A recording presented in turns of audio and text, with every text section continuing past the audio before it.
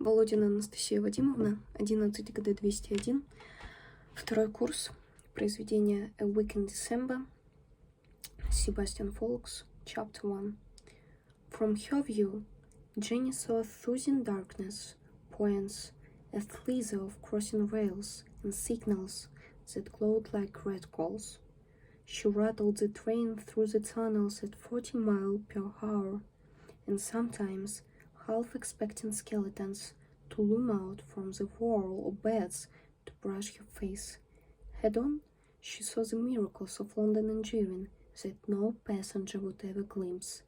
The corbelled brickwork through which the tunnels had been cut, or the giant steel joists that held up a five-floor building above the entry to the platform at Liverpool Street. The week before Christmas was the worst time of year for people throwing themselves on the track. Nobody knew why. Perhaps the approaching festivity brought back memories of family or friends who died, without whom the turkey and the streamers seemed a gloomy echo of a world that had once been full. Maybe the advertisements for digital cameras, aftershave, and computer games reminded people how much they were in debt. How few of these guests must have presents they could afford.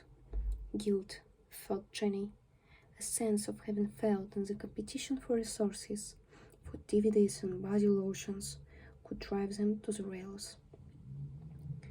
Books were what she was hoping to find beneath her own tree. Her favorite authors were Agatha Christie and Edith Wharton, but she read with undifferentiated glee, philosophy or airport novels. Her mother, who had come from country cock, had barely owned a book and had been suspicious of Jenny's reading habits as a teenager.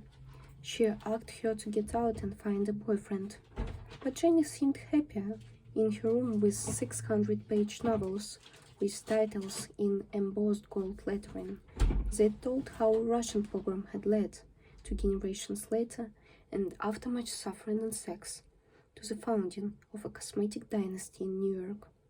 Her father, who was from Trinidad, had left home when Jenny was 8 months old.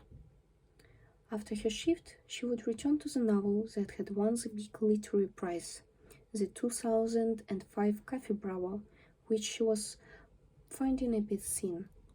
Then, after making something to eat for herself and her half-brother Tony, if he was there, she would log on to Parallax, the newest and most advanced of alternative reality games, where she would continue to create the life of her standing, or make it as the game-headed Miranda Starr.